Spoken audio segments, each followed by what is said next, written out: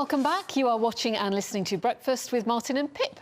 Joining us to go through some of the day's headlines is the Deputy Editor of Spite, Fraser Myers, and forecaster and author James Woodhousen. Thanks, gents. Welcome back. Fraser, I'm so glad you've picked this story. It's the COVID inquiry this week. We've seen the pantomime of Dominic Cummings, and what a show that's been. And I missed out a key word there. Fraser, in the Telegraph today, this is the key point that hasn't been raised. What is it?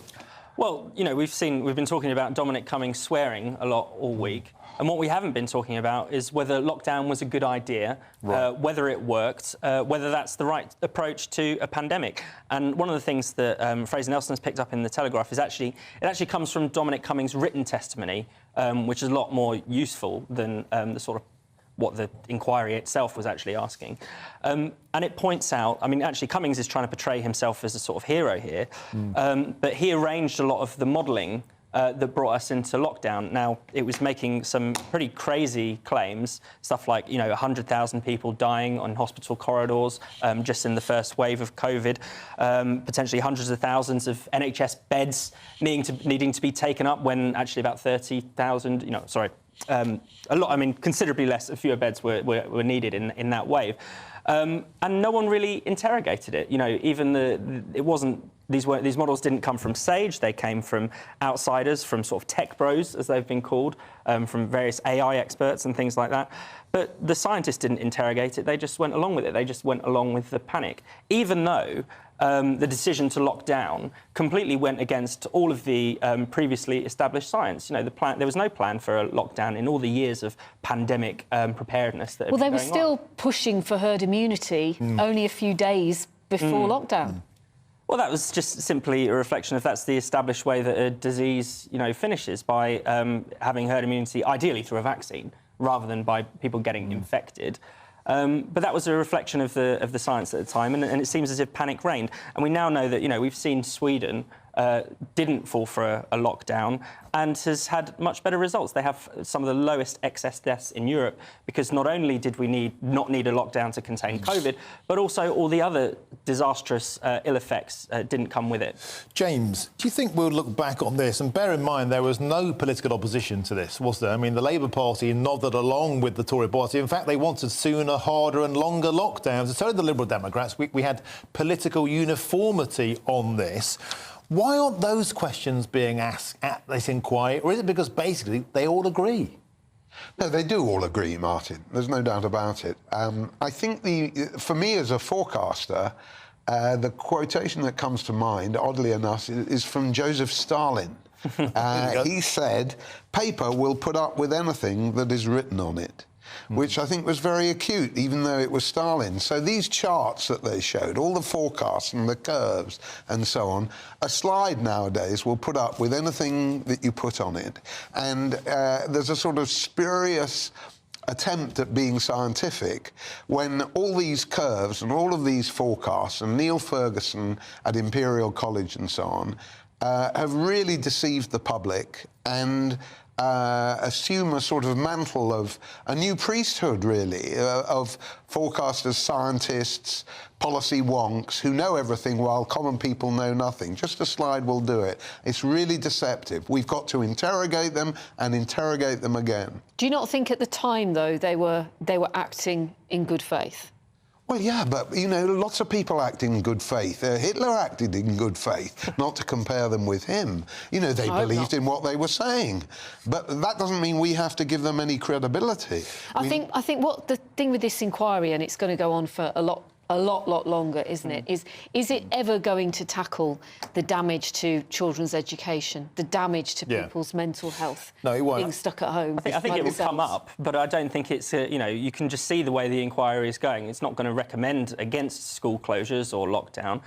You can see that just from the tone of the leading lawyer. You know, when they had lockdown sceptical scientist Carl Hennigan in last week, you know, they berated him. They almost, it was as if he was responsible for the death toll. Whereas when they spoke to, you know, advisors from Sage who recommended lockdown, the lawyer was putting words in his mouth saying, you raised the alarm, you're so clever, you're so brilliant, you saved us. Also, you know, the scope of this inquiry is just insane. They want to cover literally everything that has happened in the past couple of years. I mean, Brexit came up in the first session. They were trying to pin it on Brexit. They want to use the inquiry to look at racial inequality. Anything and everything that's happened in the UK, or I should say, all of the liberal elite obsessions are going to be targeted at this inquiry. It's interesting how it's been a bit of a pinata, bashing session of Boris. Until now, Boris himself is due to give evidence, I think, in December. And I wonder if we will see him because we've heard rumours that he favoured a more Swedish approach, a more libertarian approach, keep the economy running. Do you think that will come out, or do you think Boris is going to come out of this quite badly? Well, in the end, Boris has to be judged by his actions and the decisions that he actually took, which was to lock us down 3 times. So, whether he had his doubts, I think it's interesting to know that. I mean, people are poring over some of the things he said in private WhatsApp, saying, he talked about elderly people. This is nature's way of dealing with elderly people, and that shows what an evil, callous person he was, how reckless he was, how many people have died as a result of his decisions. What's funny is that some of that stuff, particularly the comments on the elderly, it's in Patrick Vallance's diary, and Patrick Vallance says, I don't necessarily disagree with that. Now, people haven't quite picked up on that because they want to say Boris is evil. They don't want to, make similar criticisms of some of the leading scientific figures. I think what has raised eyebrows, James, in some quarters is when Dominic Cummings was questioned and he was asked, you put into government someone who, in your view, was unfit, and Cummings said yes. And then he was asked, are you sorry? And the answer from Cummings was no. The alternative was a second Brexit referendum. Well, we can make it about individuals and who said what when and all of those things, right? They're all completely disreputable. They behaved appallingly. And the coup de grace is really that they've already spent £100 million on this inquiries. Who will benefit from that, if not the new priesthood of lawyers and the whole legal system? It's a complete outrage. There's a lot of families there in the room and watching it, though, who do want to hear what this inquiry has to say. Well, I want to hear what it has to say. But so far, the lady judge has been, as Fraser says, entirely partisan. Her interrogation of Carl Hennigan was absolutely disgraceful. And, the families are not getting the justice that they so fully deserve by this distorted, biased and partisan inquiry that she has led. Well, the next explosive evidence will be, I think, from former Health Secretary Matt Hancock. Yeah, and that will be interesting. That won't be pretty, will it? Should we move on? James, we talked about energy bosses earlier. What's this story about? You're picking this up from Times Online. Well, the Scottish Power, which is all one word, has inadvertently, it claims, sent 20 debt collectors into homes in Scotland to install prepayment meters. Right. And a couple of them were mothers, one with young mothers with a 6-week-old baby. And the government's response is weak, and the response of Ofgem, the regulator, is that they, have asked for an explanation. How very decisive. When does somebody break into Ofgem's offices and install a meter? The CEO, Jonathan Brearley, is paid about 300 grand a year.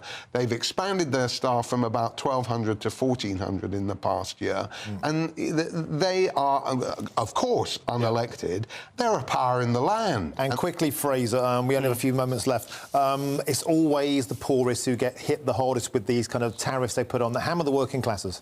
Absolutely. They want us to put us on prepayment meters, smart meters. That they're a hidden danger, because then that is a route to sort of energy rationing, essentially. You're going to be encouraged or discouraged from using energy at the time when you need it, after work, before work, and perhaps you should have a shower at night or something like that. Is what they want you to do to save energy and save money. And meanwhile, none of this will affect any of them on their massive salaries. Fraser and James, fabulous headline makers this morning. Really appreciate it. Thank you. But before we move on, here is your latest weather forecast.